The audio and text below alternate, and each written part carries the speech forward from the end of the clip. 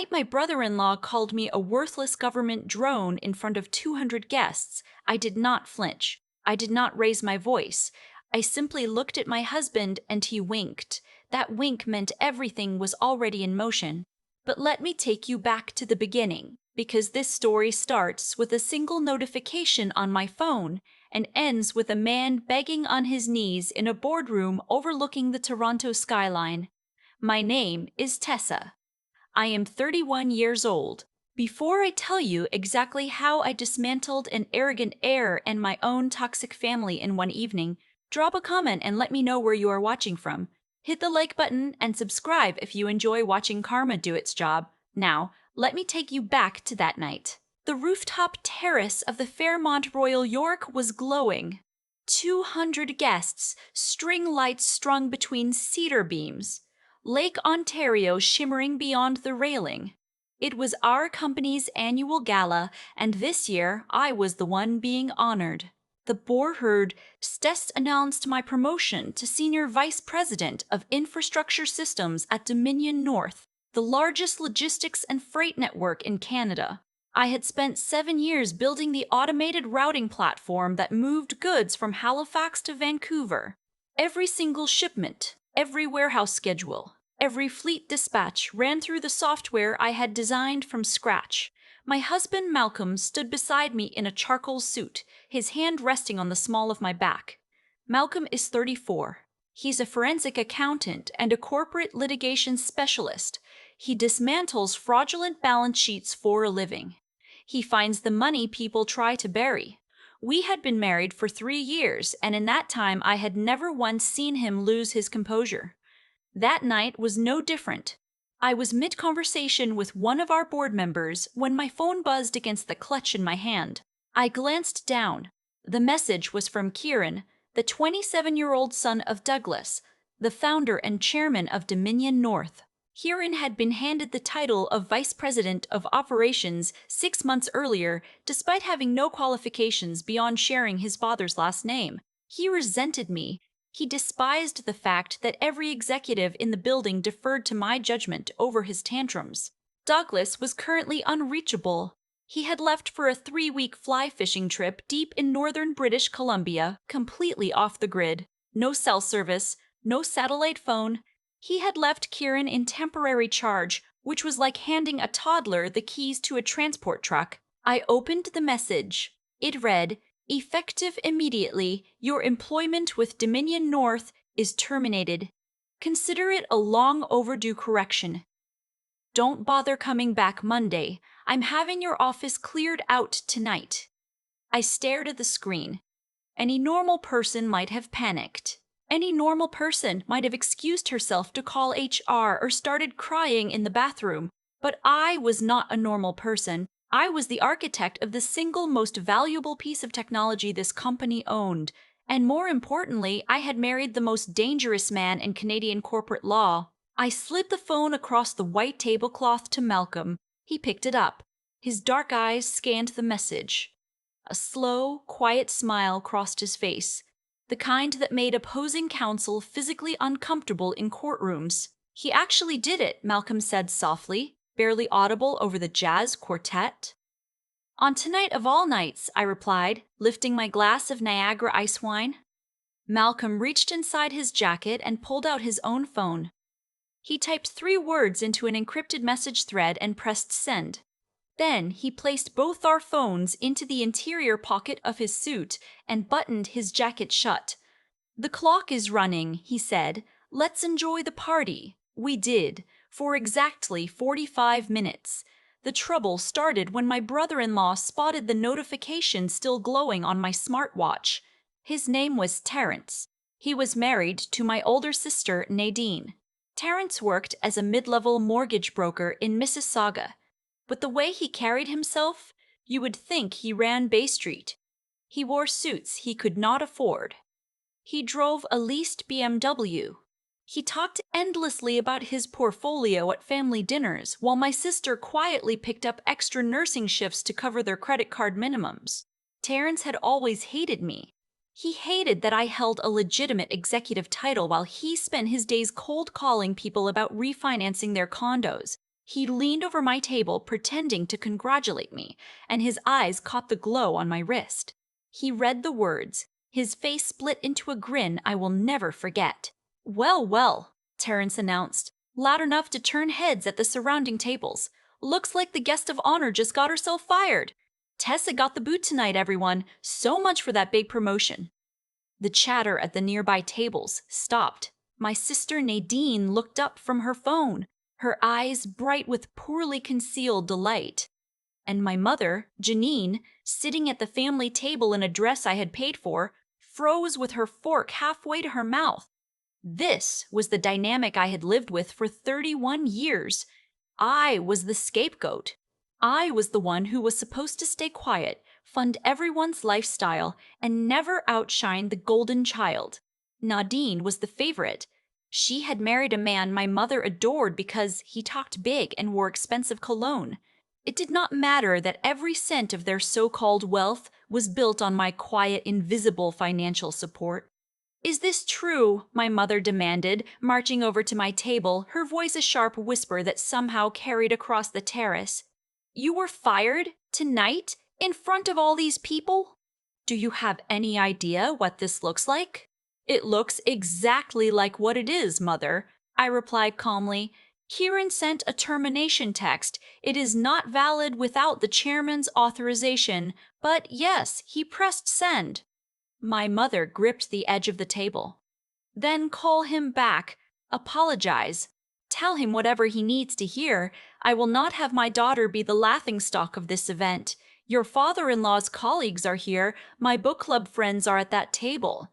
Fix this. Now." Terrence crossed his arms, grinning like a man who had just won the lottery. "Should have kept your head down, Tess. That is what happens when you act like you are bigger than the boss's kid. In the real world, connections beat competence every single time." I looked at him. I looked at Nadine, who was pretending to check her phone but was clearly recording on video. I looked at my mother, whose only concern was her social reputation. I took a breath and raised my hand. I snapped my fingers once. The sound cut through the ambient noise like a crack of ice on a frozen lake. The event coordinator rushed over immediately. "It seems we have something to celebrate," I said, projecting my voice so the surrounding tables could hear. "My brother-in-law Terrence has just informed the entire gala that I am unemployed. Being the wildly successful mortgage broker he is, I am sure he would love to mark this occasion with a generous gesture." Terrence's grin faltered. "Please bring 4 bottles of your reserve Inniskillin Vidal," I said to the coordinator. "I believe they are listed at $600 each on your wine menu. Pop them open and distribute glasses to the family table, and kindly hand the $2,400 invoice directly to Terrence. He has been telling everyone all night about his incredible year in real estate." The color drained from Terrence's face so fast he looked like he had been dipped in bleach. "Cancel that!" he barked, his voice cracking. "I am not paying for her wine. That is insane." I stood up. I smoothed the front of my black gown and stepped toward him. "Why not, Terrence? You spent every Thanksgiving dinner bragging about 6-figure commissions. You just humiliated me in front of 200 professionals. A man of your means surely has 2,400 in his checking account." Silence. "Or maybe he does not," I continued, lowering my voice to a level that ensured every word landed like a surgical incision. "Because my husband, the forensic accountant standing right behind me, ran a standard financial background check when you begged me to co-sign your second mortgage last year. You are drowning, Terrence. You owe more on that BMW than it is worth. Your credit utilization is at 93%. You are not a success story. You are a cautionary tale." Terrence opened his mouth. Nothing came out. "The wealthy guests at the next table were staring. And that cottage you keep posting about on social media," I added. "Nadine is working double shifts at Mount Sinai just to cover the interest payments. You put the down payment on a line of credit you cannot service." My sister shot up from her chair, knocking over a glass of Pinot Grigio. "Shut your mouth, Tessa. You are lying." You are jealous because Terrence actually provides for his family. Then prove it, I said. Open your banking app right now. Show mother the balance. Show her the second HELOC you took out in secret. My mother turned to Nadine, her face white. What second line of credit? What is she talking about? Nadine started stammering. Terrence's mask of confidence had completely shattered. He stepped toward me, his fists clenched. Malcolm was on his feet instantly, placing his broad frame between us. Before anything escalated further, the glass doors to the terrace burst open. Kieran stormed through, flanked by 2 Toronto police officers. He looked unhinged. His shirt was untucked, his hair wild, sweat beating down his temples. He pointed directly at me. "That is her," Kieran shouted. "Arrest her. She sabotaged our entire national grid. Every system went dark the second I revoked her credentials. She planted a virus." The room went dead silent, 200 people staring. My mother let out a theatrical gasp. Terrence scrambled backward, desperate to distance himself from the scene. One of the officers stepped forward. "Ma'am, we have received a report of a serious cybersecurity breach involving critical freight infrastructure. We need you to come with us." I slowly extended both wrists toward the officer. The calm in my voice could have frozen Lake Superior in July. "Go ahead. Cuff me. Arrest me right now in front of everyone. Because every single minute I spend in the back of your cruiser is another $5 million Kieran's company bleeds onto the Trans-Canada Highway." The officers froze. People who commit corporate sabotage do not smile and offer their wrists. Kieran screamed. "She is holding our system hostage. 5,000 trucks are stopped on the 401 right now. Our warehouses in Calgary and Montreal are in total lockdown. Arrest her." Malcolm stepped forward. He withdrew a folded legal document from inside his jacket and pressed it firmly against Kieran's chest. "Read Clause 7, subsection D, on page 12, Malcolm said, his voice as steady as a metronome. Kieran's hands were shaking too badly to read. Malcolm addressed the officers directly. "My name is Malcolm. I am a corporate attorney and certified forensic accountant. You were called here under false pretenses. There is no hack. There is no virus. My wife built the Meridian routing algorithm that powers Dominion North's entire logistics network. That algorithm does not belong to the company. It belongs exclusively to Tessa. The company operates it under a licensing agreement drafted by my firm and signed by Douglas himself." Malcolm pointed to the document in Kieran's trembling hands. "Clause 7 states that if Tessa is terminated without documented legal cause by anyone other than the founder and chairman, the licensing agreement is automatically revoked. The system did not crash because my wife attacked it. It shut down because Kieran told it he no longer had the right to use it. He tripped his own kill switch." The senior officer took the document. He read the highlighted section. His expression shifted from tension to barely contained fury. He turned to Kieran. "You called emergency services to settle a contract dispute. If you ever waste police resources like this again, I will personally charge you with filing a false report under Section 140 of the Criminal Code. We are leaving." The officers walked out. Kieran stood alone on the terrace, trembling, surrounded by 200 people who had just watched his empire crumble in real time.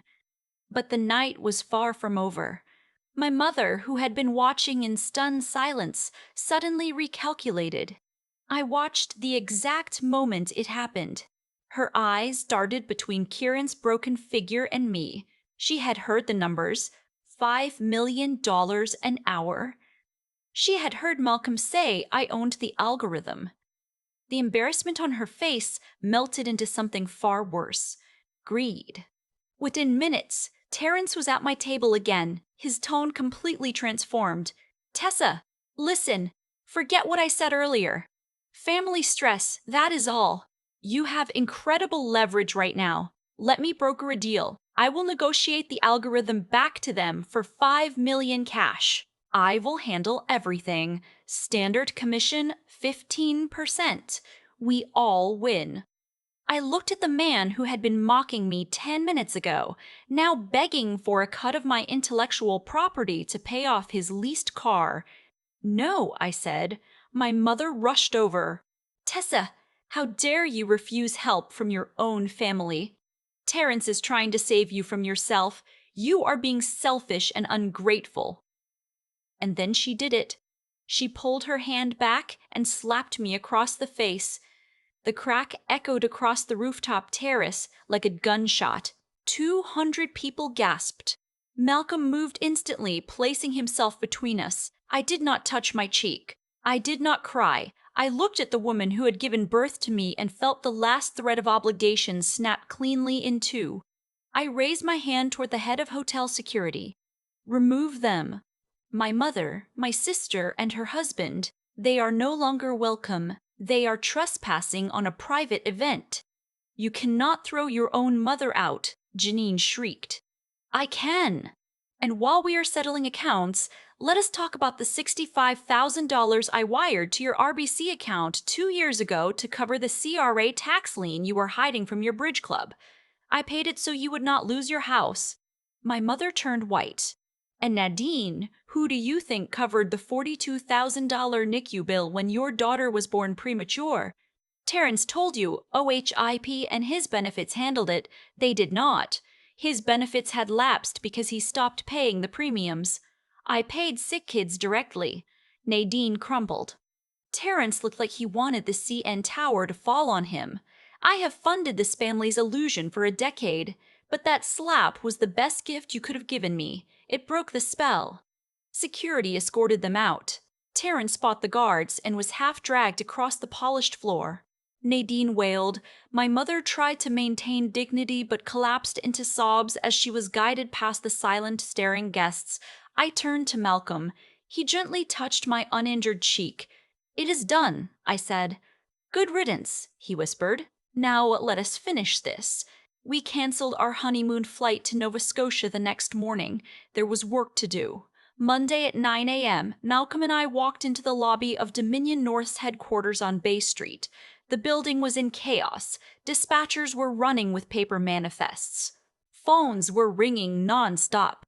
5,000 trucks were sitting dead across the country because the routing software that powered every single one of them had been dark for 48 hours. We took the elevator to the 40th floor. Through the glass walls of the main boardroom, I saw 5 executives from Ridgeline Capital, a ruthless private equity firm from Calgary. They had been in final negotiations to acquire Dominion North for $350 million. On the other side of the table, Kieran looked like he had not slept in 3 days. The lead Ridgeline executive, a silver-haired woman with the coldest eyes I had ever seen, was reading him the riot act. "You guaranteed us the Meridian algorithm was company property. Our due diligence team just confirmed your entire national grid has been offline for 2 days. You tried to sell us a company you do not fully own. This is fraudulent misrepresentation." I pushed open the glass door. The click of my heels drew every eye. Kieran saw me. Whatever pride he had left evaporated. His knees buckled. He actually dropped to the floor. "Please," he begged, tears running down his face. "Please, unlock the system.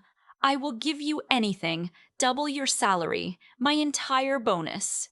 Just turn the grid back on before they walk away." I looked down at him. I felt nothing. No. The sound of helicopter rotors shook the windows. A charter had just landed on the rooftop helipad. Heavy boots pounded down the corridor. The boardroom door flew open.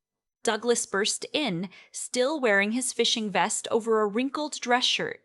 He smelled of wood smoke and jet fuel and absolute fury. He walked up to his kneeling son, grabbed him by the collar, and hauled him to his feet. "You fired the only person who keeps this company alive because you wanted to feel powerful for one weekend?" Douglas's voice was a low, trembling growl. He shoved his son into a chair. Then he turned to me with the warm, patronizing smile I had endured for 7 years. "Tessa, my girl, I am so sorry. You know I never authorized this. The boy is an idiot. Let us fix this together. I am promoting you to Executive VP right now. 20% raise. Corner office. You proved your point. Now please, log in and reboot the system so we can close this deal. For 7 years, that tone of voice had worked on me. That fatherly approval I had craved. But standing in that boardroom looking at the man who had underpaid me for a decade while his incompetent son collected bonuses for breathing, I felt nothing but clarity. I did not answer him. I walked past him, stepped over Kieran's slumped figure, and sat down at the head of the boardroom table. The CEO's chair. Malcolm placed his aluminum briefcase on the glass table and snapped it open. He withdrew a stack of documents bound in dark red folders. Before anyone signs anything today, Malcolm said, addressing the Ridgeline executives, you should know that 3 years ago, this company was on the verge of insolvency. Douglas sought emergency capital from an unregulated private credit fund operating through a network of numbered companies registered in the British Virgin Islands. He secured $40 million in undisclosed debt and used it to artificially inflate quarterly earnings, deceiving his own board. Douglas lunged forward. That is a lie. Those records do not exist on any public registry. They do not need to, I said quietly. Every head in the room turned to me. Because Malcolm did not subpoena the records, he opened our own filing cabinet. That private credit fund, we built it. Malcolm and I structured the shell company 3 years ago when you came to me in a panic, begging for a solution to save your company from Chapter 7. For 3 years, I have not just been your SVP, I have been your largest creditor. I own the debt. I own the collateral. I own every warehouse, every truck, and every server you pledged against that loan. The silence was absolute. Your son's termination triggered a catastrophic depreciation of the collateral, Malcolm stated. Under Clause 9 of the lending agreement, that gives us the right to demand immediate full repayment, $40 million plus accrued interest, payable now. Douglas was gasping. I do not have that liquidity. Everything is frozen. I know, I said, which means you are in default. And according to the contract you signed in the dark 3 years ago, a default allows us to bypass the courts and directly seize all pledged assets. You do not own this company anymore, Douglas. I do. I turned to the Ridgeline executives. You came here to acquire a logistics network powered by the most advanced routing AI in Canada. The seller sitting across from you is a fraud. I own the algorithm. I now own the company. The asking price is still $350 million. The only difference is that the check gets written to me. The lead executive studied the documents for a long, quiet moment. Then she looked at me with something I had never received from a powerful person in my entire career. Genuine respect. It is a pleasure doing business with you, Tessa, she said, and extended her hand. I shook it. Douglas collapsed into a chair, clutching his chest.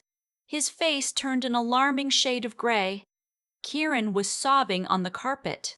I did not look back. As Malcolm and I crossed the lobby 20 minutes later, I saw them. My mother, my sister, and Terence huddled near the reception desk. They had come to beg Douglas for help. They had come to align themselves with the man they assumed held power. Instead, they watched Kieran being escorted out of the building with a cardboard box. They watched paramedics wheel Douglas past on a stretcher, an oxygen mask over his face. And then they heard the sharp click of my heels on the marble. Terence saw me walking beside the Ridgeline executives.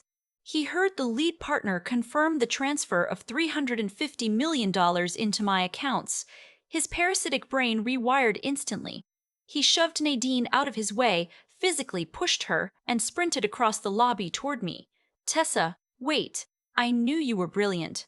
Forget Saturday. Make me your CFO. I will manage the capital. We are family.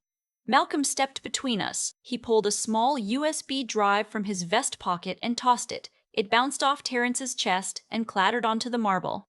Pick it up, Malcolm said. That contains 18 months of documented insider trading. You used information from Tessa's private work calls, which you eavesdropped on during family dinners, to make illegal trades on TSX-listed freight stocks. Every transaction is time-stamped. Every IP address is logged. The Ontario Securities Commission and the RCMP's Financial Crimes Unit will find this very interesting. Terrence's face went the color of old cement. You will sign an uncontested divorce with Nadine today, I said. No alimony. You leave the house, the car, and the respect for your daughter untouched. You pack one suitcase and you leave Ontario by midnight. If we ever see you again, Malcolm sends that file to the OSC at 8 a.m. tomorrow. Torrance did not argue. He turned and ran. He literally ran through the revolving doors and vanished onto Bay Street without looking back. He left his wife on the floor where he had pushed her. Nadine was sobbing. My mother was screaming my name, begging me to help them. "You have $500 million," Janine cried. "You have to save us. We are your family." I looked at the two women who had spent 31 years diminishing me. "I canceled the automatic mortgage payments on your house last Friday, Mother. The bank will issue a notice of default within the week. Your credit score will not qualify you for refinancing. You have 30 days. Janine collapsed against the reception desk. "And Nadine, the childcare costs, the car insurance, the hydro bills I have been quietly covering for 2 years, all canceled. You are on your own." I turned and walked toward the waiting black sedan at the curb.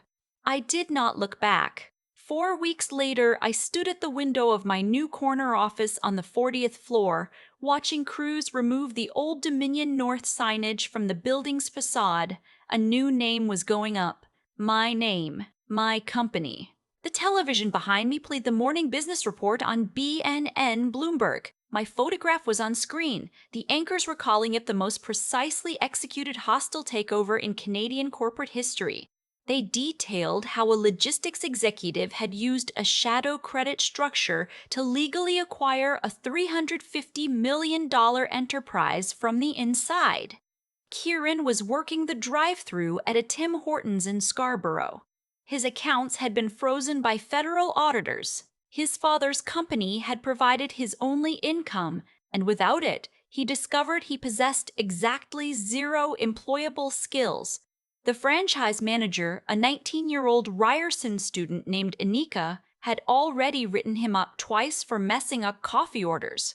Douglas was sitting alone on a bench in Trinity Bellwoods Park, staring at a discarded copy of the Globe and Mail. My face was on the front page of the Report on Business section. He had signed personal bankruptcy papers that morning. The man who had once commanded Bay Street boardrooms now owned nothing but the fishing vest on his back. And 40 kilometers away, in a basement apartment in Hamilton that smelled of mildew and old carpet, my mother and sister were discovering what life looked like without my money. Nadine was working 12-hour shifts as a cashier at a No Frills. My mother had never held a job in her life and refused to start now, which meant they screamed at each other every single night about money, about blame, about who had pushed me away. They were trapped together, and they absolutely hated each other for it. Meanwhile, Malcolm and I were standing on the observation deck of a private lodge in Tofino, watching Pacific waves crash against the rocky shore. We had finally taken our delayed honeymoon. The ocean air was cold and clean and perfect. Malcolm handed me a glass of BC Pinot Noir and wrapped his arm around my shoulders. My secure phone chimed. A notification from our private banker in Zurich. The final tranche of the acquisition payout had cleared all regulatory holds and been deposited into our trust. $350 million, verified and locked. "The transfer cleared?" Malcolm asked quietly. "Every cent?" I replied. He raised his glass. "To the most brilliant and terrifying woman I have ever known. To my wife." Our glasses touched with a clear, ringing note. I took a slow sip and looked out at the endless gray Pacific. feeling the weight of 31 years of obligation lift completely off my shoulders. I thought about the text message Kieran had sent me at the gala. I thought about the arrogant, foolish boy who believed firing me was a power move and accidentally handed me the keys to a $350 million empire. I smiled into the cold ocean wind and whispered softly, so only the waves could hear. Thank you for the severance package, Kieran. It was incredibly generous. The story we just explored is far more than a satisfying tale of dramatic revenge. It is a powerful lesson in knowing your own worth and the absolute necessity of preparation. Often in life, the people who are supposed to protect and support us are the very ones who try to tear us down. I faced a nightmare scenario where my toxic family demanded I make myself smaller so they could feel bigger. The lesson is this: shared blood does not automatically equal loyalty. You are under no obligation to set yourself on fire just to keep manipulative people warm. Walking away from toxic relationships, even when they involve your own mother or your own sister, is not cruelty. It is the ultimate act of self-respect. In the professional world, Kieran's spectacular downfall proves exactly how unearned ego blinds people to reality. He acted on impulse and spite. I maintained absolute emotional control in the face of public humiliation. I had built a fortress of competence, legal protection, and financial independence long before the crisis hit. I did not beg for my job back because I knew I held the real power. The true takeaway is that your best defense against people who try to destroy you is your own undeniable competence. When you know your true value, you do not need to shout it from the rooftops. You simply let your preparation and your boundaries speak for themselves. True security never comes from the approval of others. It comes from building a life so solid that no one can ever take it away. What steps are you taking today to build your own independence? Tell me your thoughts in the comments below, and do not forget to like and subscribe to Cedar Revenge for more empowering stories.